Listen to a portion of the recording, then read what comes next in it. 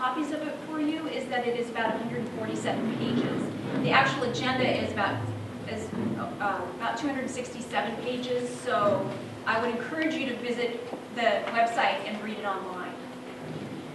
So, let's see.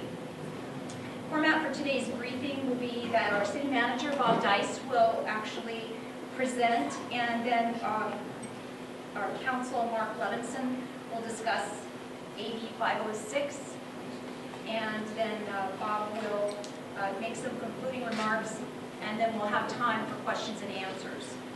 But, you know, we do have a tight schedule today, and we ask that you hold any questions then until the end so that we have time for everyone's questions. So I'm going to go ahead and turn it over to our city manager, Bob Dice, and he'll begin his presentation.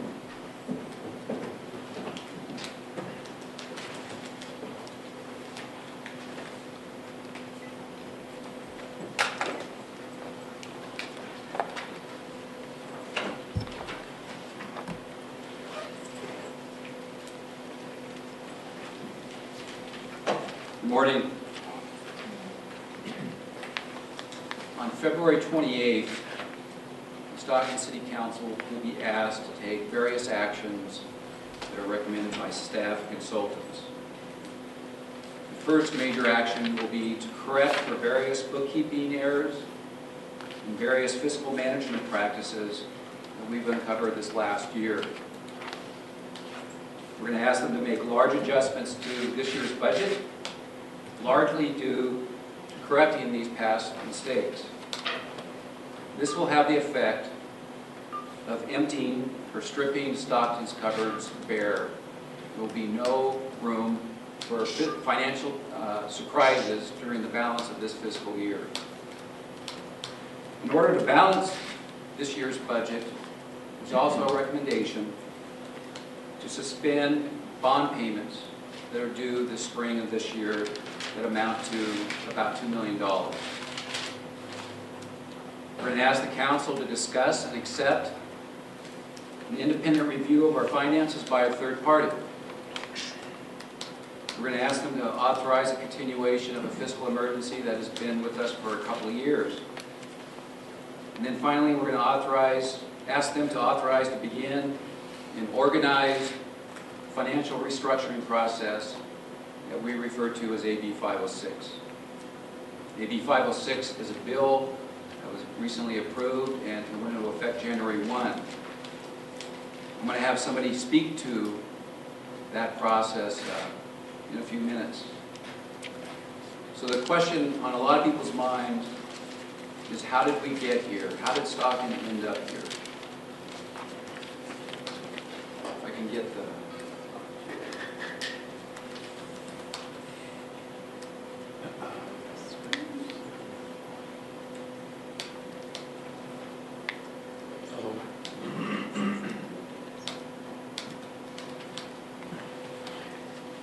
There is no one event, no one decision, no one person that you can attribute Stockton's finance situation to. It's an accumulation of things that have occurred over the last 20 years. The first is an unsustainable retiree health program that got its birth in the 1990s. The city has approved a retiree health program back then that is one of the most generous in the state, if not the entire country. City employees only had to work 1 month, and then they would retire, and the city would pick up their insurance for free for them and their spouse for the rest of their lives. The problem is nobody asked the question, how can we fund this? How do you fund it? And consequently, there was no money set aside to fund those commitments. While that was a legal decision they made over 20 years, it was an unsound decision, and it has similarities to a Ponzi scheme. Right now, we have an unfunded liability in the retiree health program around $450 million. The next big issue was during the first decade of this century, where the city issued a lot of debt. In fact, the city issued $319 million of debt that was either directly supported by the general fund or indirectly. At that time, Stockton assumed the hyper-growth would continue into the future. So not only did it leverage the growth that was occurring that first decade, it leveraged assumed future growth. The only problem is that growth did not occur. I think this next item has been well publicized. The city adopted unsustainable, unsupportable labor contracts with hidden costs, with premium pays not common in the labor market. And the focus of the City Council in 2011 was to tackle this issue to the extent they could. They felt this was an area they could make an impact on. Unfortunately, this type of initiative to deal with this issue would typically take 3 to 5 years. They had no choice but to deal with it in the span of 6 months. And that was the source of a lot of conflict that many of you have written about. But I can tell you confidently, if the council did not take those actions, we would have filed bankruptcy last year. Another issue is the state rate on our finances. The state has continually dealt with their financial situation by passing on issues to us. They've taken our vehicle license fee revenue, and with respect to redevelopment, prior to eliminating redevelopment, a few years ago, they required payments of redevelopment agencies to continue to exist. And so that ransom payment the city made a few years ago, of around $12 million, we made that payment, we paid that ransom. The unfortunate thing is the city had no cash to back up those checks. Those are checks that were written bad, they were bad checks. We did not have the cash from the redevelopment agency. The next item is the Valley recession. I think that's well documented with foreclosures, unemployment. We still see the values of property going down in the city for the next year or two. We haven't hit bottom. And the last are poor fiscal management practices that we've uncovered this last year. What we have identified is the city has not reconciled its cash for months, if not years. The city has not managed its accounts receivables. And we're going to have to write off around $2.8 million of receivables that we were counting on as assets. And then we wrote some checks in redevelopment where we did not have the cash to support those checks. In my 32 years of managing finances for various local governments, I've never heard of a situation like this. I have not seen a situation like this. I would say these last two items, the recession and uncovering these fiscal management practices and having to fix them, is the knockout blow, if you will, for the city's finances. So then what are our options going forward? We're going to make a bunch of recommendations to get through this fiscal year, but what about next fiscal year?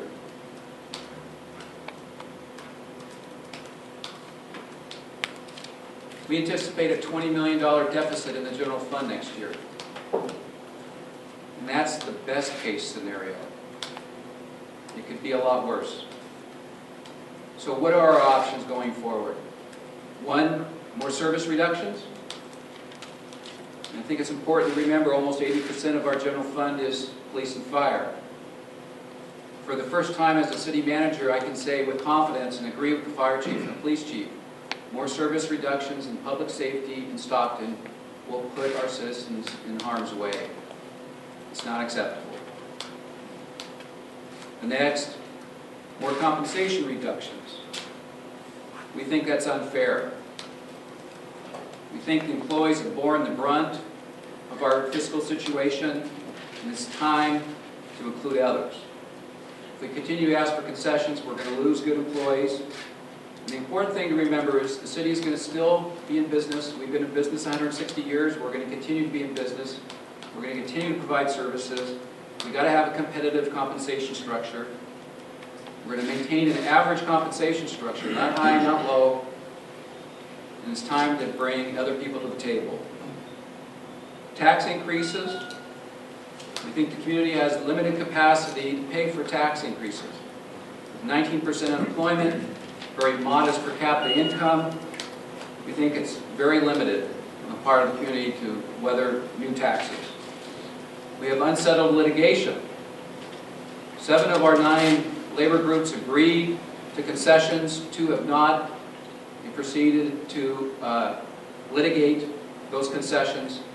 And that is an exposure out there of around $11 to $12 million that has not been settled. We do not want to raise taxes, lose in court, and use those new taxes to pay for litigants. We think the community just will not support a tax increase now. The last option is financial restructuring. We think that is key. Contrary to what you may have been reading about, Tuesday is a request to begin the AB 506 process. We're not asking the City Council to file Chapter 9. Restructuring with creditors is not uncommon in the private sector. We have a lot of examples in the auto industry, and airlines, and high-tech industry where they restructured their finances, and they're in the black, and they're healthy and operating. That's what we want to do. We want to provide for a healthier future. We want to stop obsessing over Stockton's finances. We cannot continue to degrade our community and degrade our city by continuing to reduce services. And we've got to share the burden among creditors, and we think the AB 506 process is the best alternative. So with that, I'm going to ask Mr. Mark Levinson to go over the AB 506 process.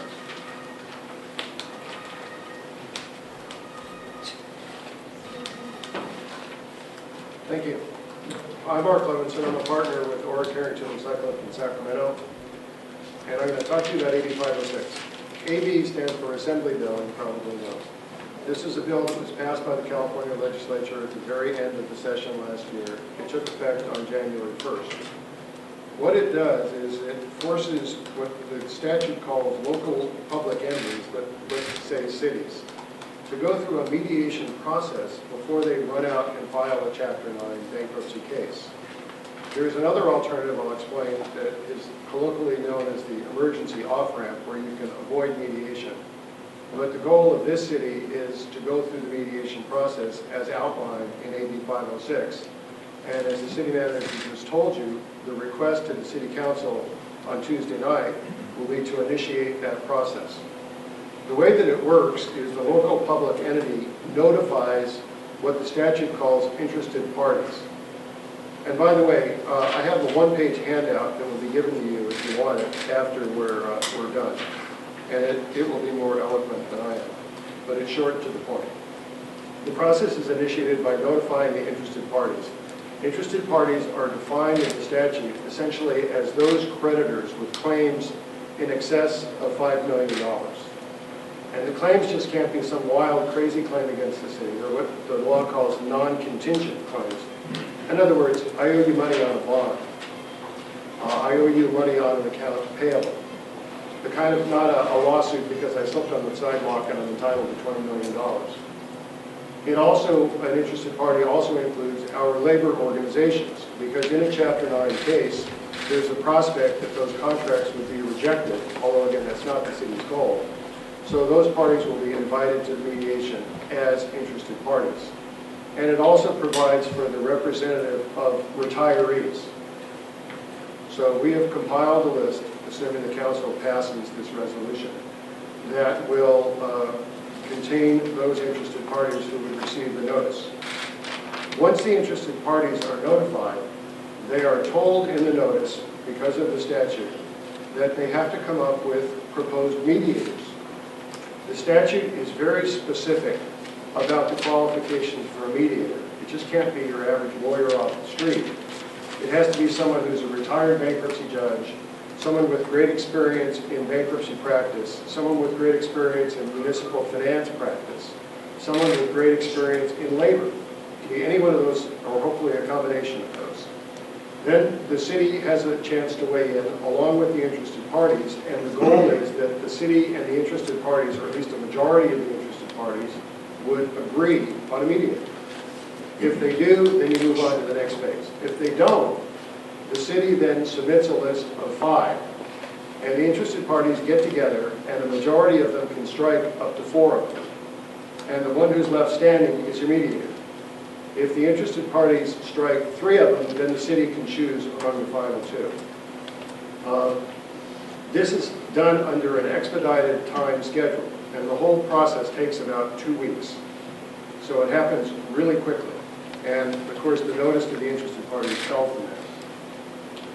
Once the mediator is selected, then it really becomes his or her show about what happens next. But presumably the mediator will call all the parties together for an initial meeting and then set the ground rules for what could be up to the next 60 days.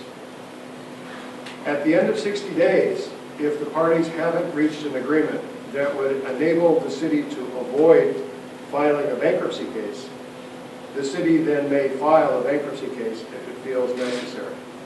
However, if before the 60 days have run, a majority of the interested parties or the city itself says, I'd like another 30 days, then it can be extended another 30 days. So the process could take 60 to 90 days. If the interested parties and the city at the end of the 90 days say, you know, another couple of weeks would be fine, then of course they can agree to a long mediation process. The goal of the mediation, again, is to reach an agreement to avoid the necessity for bankruptcy filing. And as the city manager said, this goes on in private practice all the time. I've practiced bankruptcy law for 37 years now. I realize I look younger than that. And the goal of bankruptcy lawyers is to avoid filing bankruptcy. When you're in bankruptcy court, it's always more complicated, it's more expensive, and in the end, if you can work out your deal before going into bankruptcy, you're far better off. So any good bankruptcy lawyer, worth his or her salt, will always tell you the goal is to avoid bankruptcy, not to jump into it. And certainly that's the goal of the city here. During the course of the mediation, there's a great deal of sharing of financial data and documents among the parties. The city has to produce, the parties have to produce. For the mediator, the statute has baked in a number of confidentiality provisions, so this stuff isn't supposed to leak to all of you. And the parties are required by the statute to act in good faith, of course.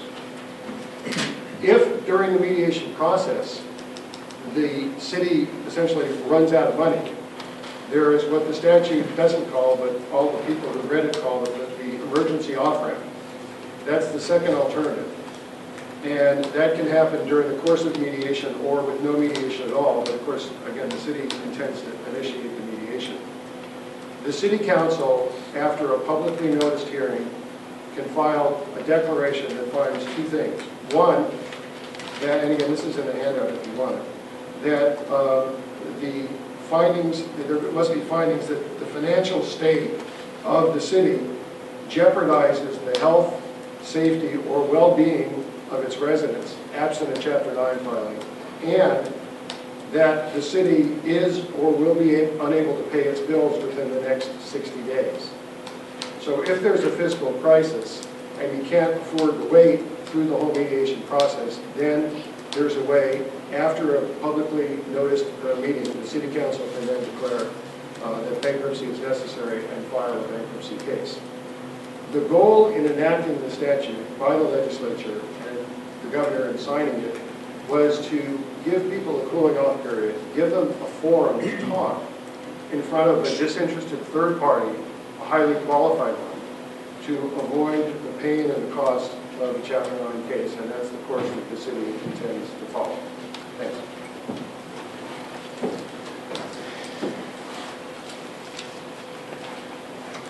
So in summary, we see no viable alternative to restructuring our finances.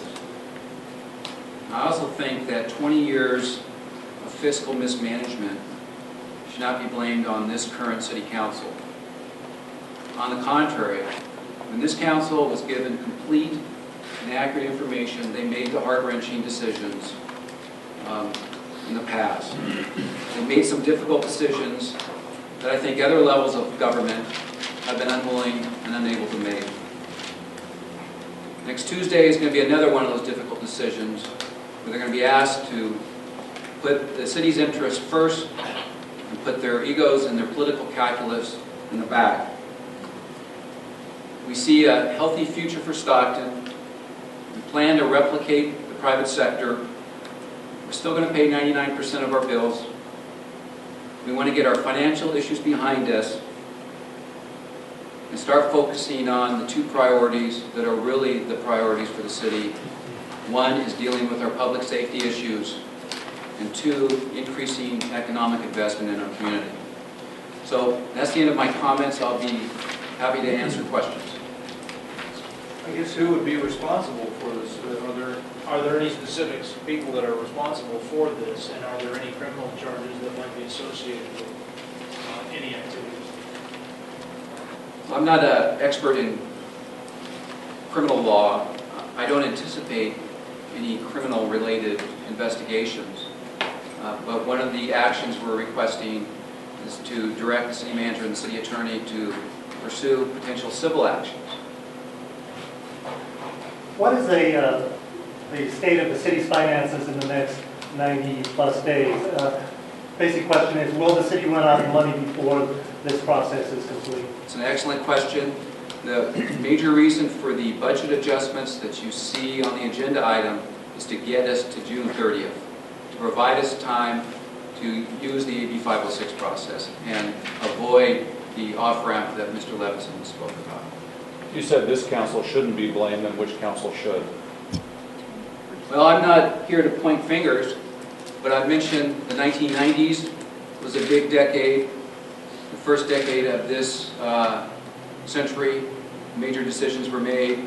That's all I can speak to. What's a particular decision that stands out as this was a mistake? Well, I think I listed those. How did we get here? There was a slew of them. How tough is it then to reverse something like that, a decision made in the 90s for the retirement health? Well, it is difficult. That's why the AB 506 process is there to try to get these people to the table, because it's an entitlement, it's a contractual responsibility. It is very difficult.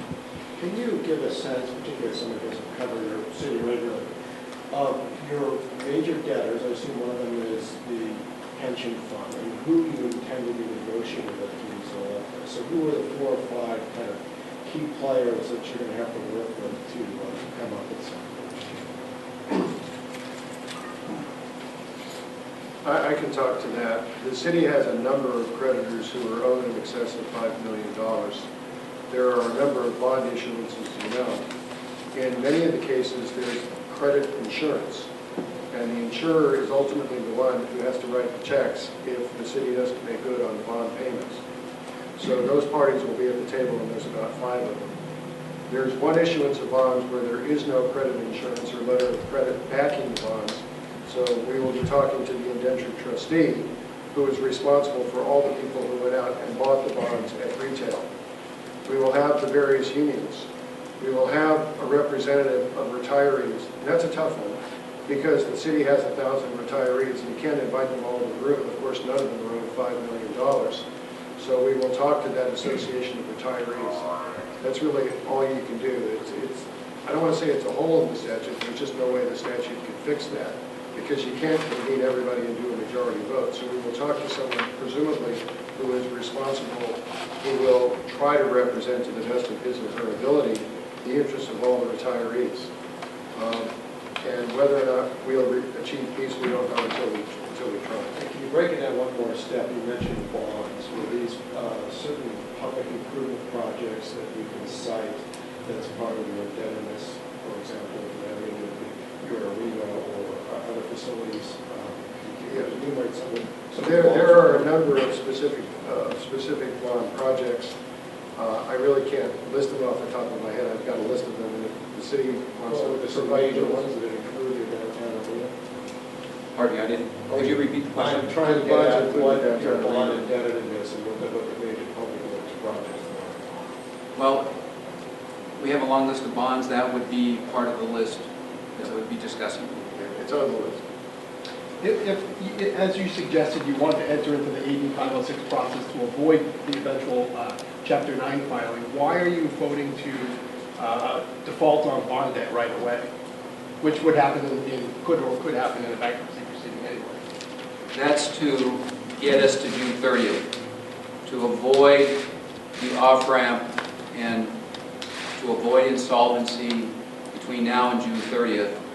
And to balance the budget, we have to default on those 3 bonds. Are you going this route because you want to or you have to? If AB 506 was not enacted, would you be recommending bankruptcy at this point? I think I would recommend doing something similar to what AB 506 requires. It's always best to negotiate and work out an arrangement rather than impose one.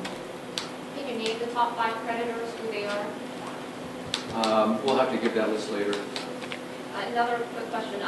In the agenda, it says that city manager or city attorney may plan to conduct an investigation to persons and entities that have contributed to the causes of the current financial situation.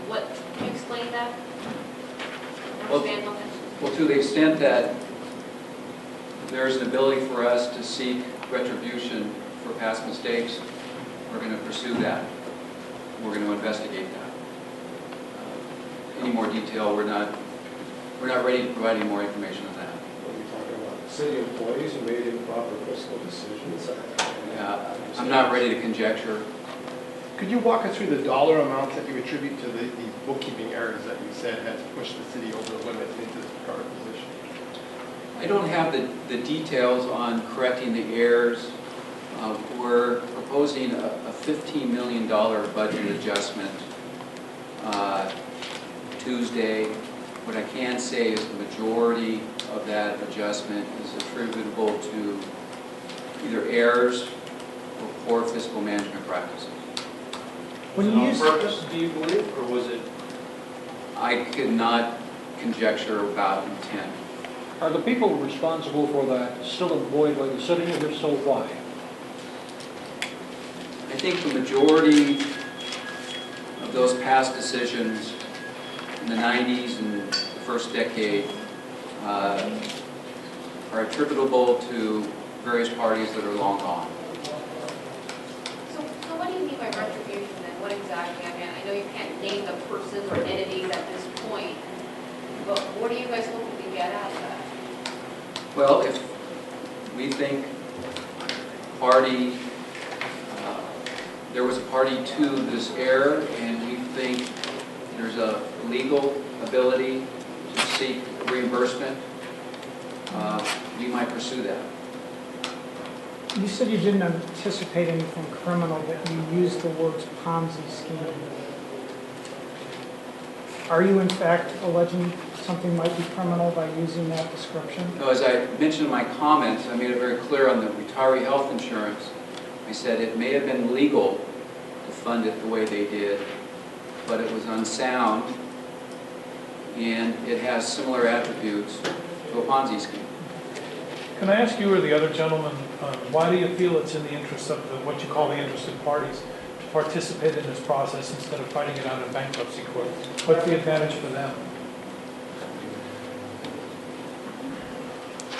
Good question. This will be the first time that a city has employed AB 506. And parties are not required to show up. They're invited, and we hope they come, but they may not come. The benefit to them is the same benefit as it is to the city. Namely, if you can avoid a Chapter 9 filing, you're not spending money on me.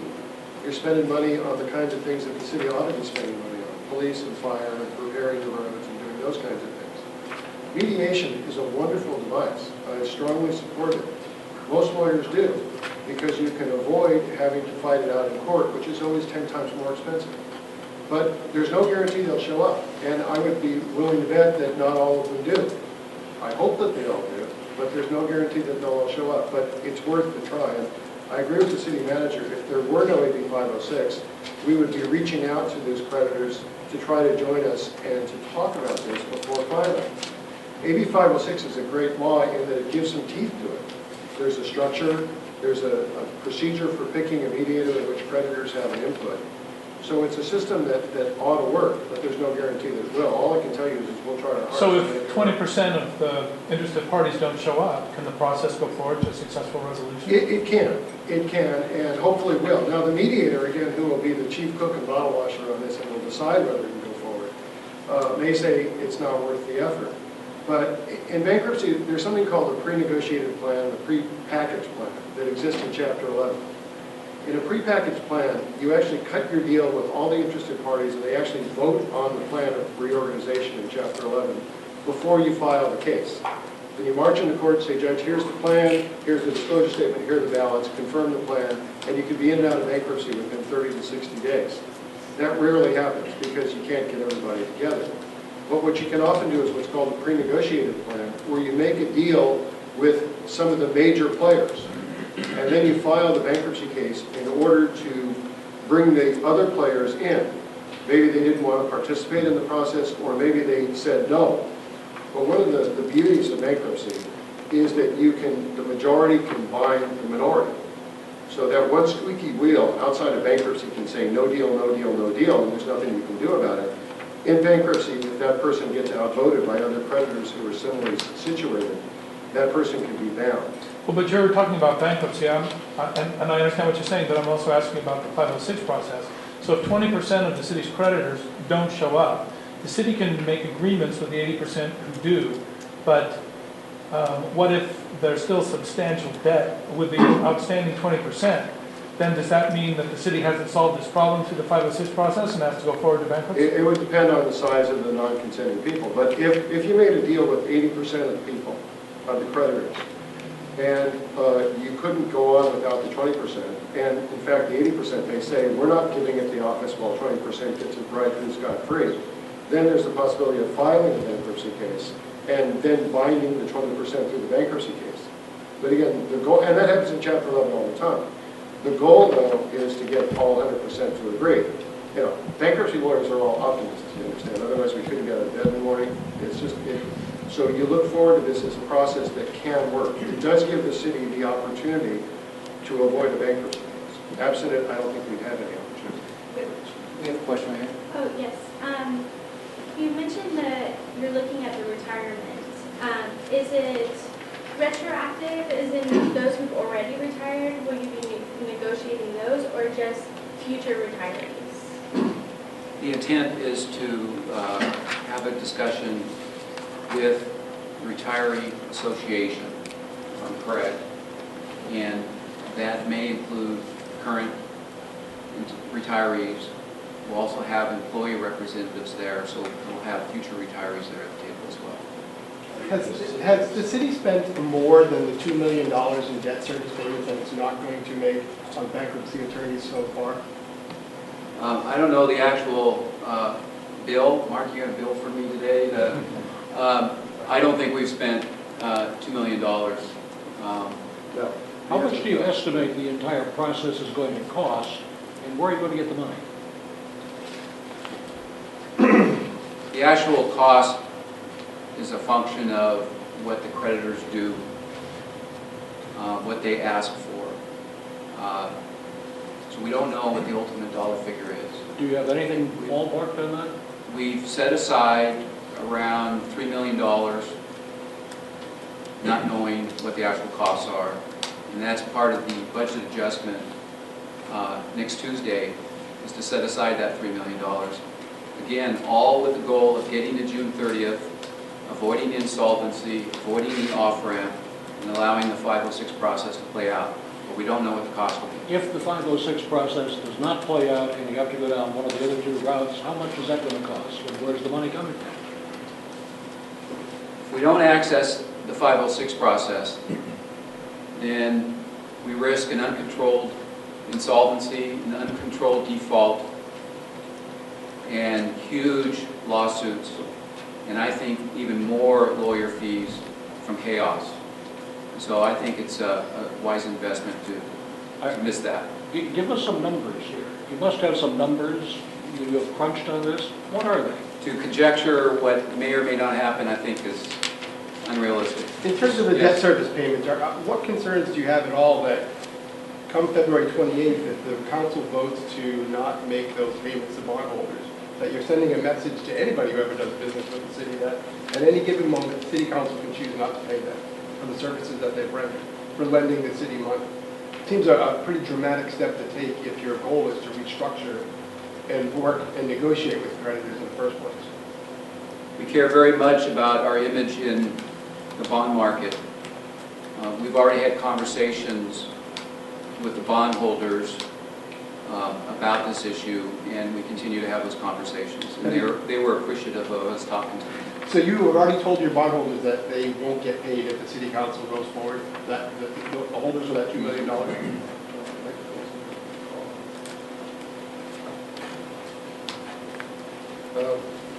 We talked to the bondholders to tell them about the AB 506 process being initiated. One thing that lenders don't like, and I represent lenders as much as I represent borrowers, is surprises. And we didn't want them to hear it from you, we wanted them to hear it from us. And similarly, we've alerted labor that we were going to be initiating this process, because those constituencies are very important to us. I personally was not part of the calls with labor. My partner, John Knox, is the public finance lawyer, or with the bondholders. So I can't really tell you what we told them. We're very sensitive here because the bonds are publicly traded, and you have Securities and Exchange Commission issues about what you can and cannot tell people. So I honestly don't know the answer to that, but this morning we posted on Edgar a notice, a material event notice explaining this. So now the market knows. But we've been very sensitive about not talking to the market, not talking to individuals, because if people are trading in securities on inside information, there's all manner of pain that will follow. But defaulting on bonds isn't part of the AB 506 process. You could move forward with AB 506 without defaulting on your bonds. You're an optimist too. That's the hope and goal, is that you tell the bondholders, and it's really the credit insurers who are the ones on the bubble, that we've started this process, and yes, we can't afford to pay you. Otherwise, we become insolvent and can't make our payments to any of our creditors under California law. And therefore, we're starting this process to try to fix it. And that's the whole idea, is that you start the process and you try to fix it. It doesn't stop them from running into court and filing lawsuits. We're hoping they don't do that, because again, that's a waste of money. And you asked about attorney's fees before. That's a waste of money fighting litigation. And hopefully, they're not going to drag us down that path. There's no guarantee that they won't, but the goal is that they don't, so we can talk. So the insurers are paying out the bondholders, but you're not, is that correct? That's right. We're not making the payment. If you're a holder of a bond, you'll get paid if there's credit insurance. Are the 7 people who would have to vote on this next Tuesday well-versed enough on what is going on to be making this decision in 4 days from now, or is there a specific reason this must be decided on Tuesday? As to the first issue, I'll invoke the attorney-client privilege. I really can't answer that. I can't tell you what I've told counsel. In terms of why the process has to go forward, as the city manager told you, if the city doesn't take dramatic steps now, the city will become insolvent. And under California law, if the city is insolvent, it can't make its payments. And the city shuts down. We can't tell police officers, sorry, we can't pay your paychecks. So somebody's got to suffer, and in this case, the city manager is recommending that it be the bondholder suffering rather than stopping payments to police and fire. You said, Janet's got a question. She's been waiting for a while. So Bob, essentially, when this mediation potentially starts and ends, we're not going to see any layoffs and any cuts to services, right? And until that mediation period, it starts and ends. That is the plan. But we're not in total control of our financial destiny between now and June 30th. Something might arise that's not anticipated. We see what the state can do. It could be a flood, an earthquake, we're doing the best planning we can to get us to June 30th. If we stick with this plan and the council adopts what's in front of them Tuesday, we think the probabilities are highly likely will be no more reductions, no more service reductions, or no more layoffs. I'd like to piggyback on the answer to Mr. Clockey's question about whether the council is well-versed. I think they've been well-versed. I think your city council knows more about finances of local government than any city council in the state of California. Do you know if Susan, or what information do you have about what level of knowledge Susan Mayer had about the bookkeeping errors and fiscal management before she left? The mayor? Susan Mayer, former chief financial officer. How much knowledge did she have of the bookkeeping errors that you're talking about? I think she was central in covering a lot of it, and so she is very familiar with those issues. So she brought those issues to your attention? Some of them she brought to my attention, some of them I uncovered myself. Just this gentleman, and then we're just about Yeah, ready. let me have a follow-up on how we got your thesis. I'm interested in particular in the mortgage meltdown. As you know, this area is either first or second, depending on where Las Vegas and the national mortgage meltdown. Can you illuminate a little bit more how that is playing a factor, continues to play a factor? And did the city essentially hedge its bets on constant residential growth and revenues from that? So can you talk us through and how important a factor that is and how it continues to play out? Sure. High degree of foreclosures, or the high amount of foreclosures, impacts property values, right? I mean, when people are walking away from their homes, and we don't have buyers and what we're willing to pay the old price, they have to reduce prices. Values of property go down, thus property tax revenues go down.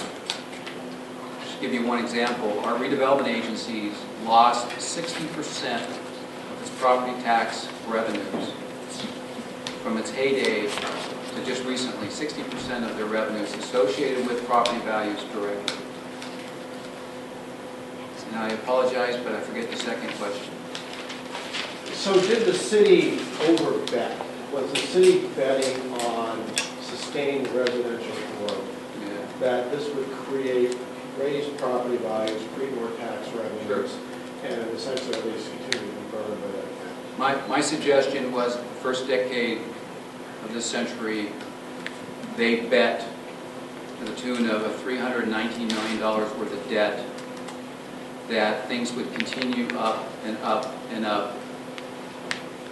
And I suggest that the bond market knew it at the time, because the bond market on some occasions required general fund security for that debt in order to get decent interest rates.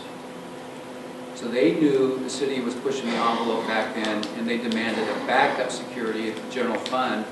And right now, the general fund is now backfilling some of that debt. With respect to residential growth,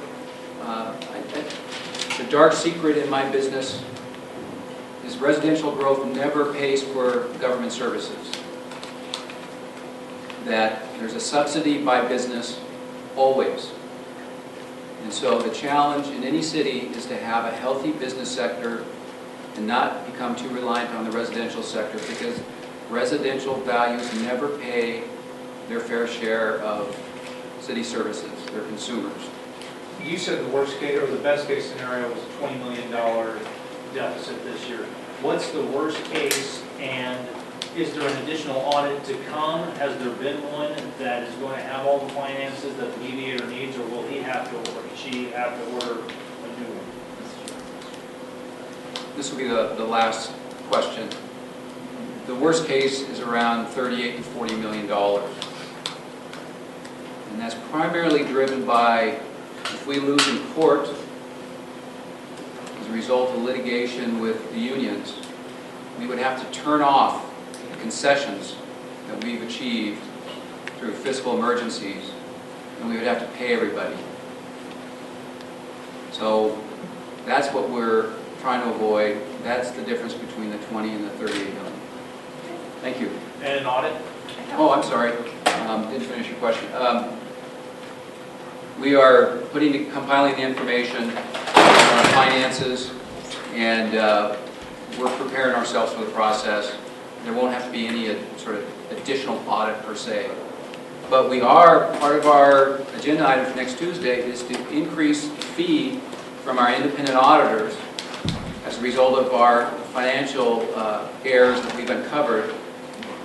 They're doubling the fee they're going to charge us because they got to do more testing and more evaluation of our books as a result of what we've uncovered. Thank you. It's an easy one. What year did you become I'm city going to manager? hand out the AB 506 information sheets, so you can just pass them down. Do you happen to have a copy of the presentation that's up there as well? I can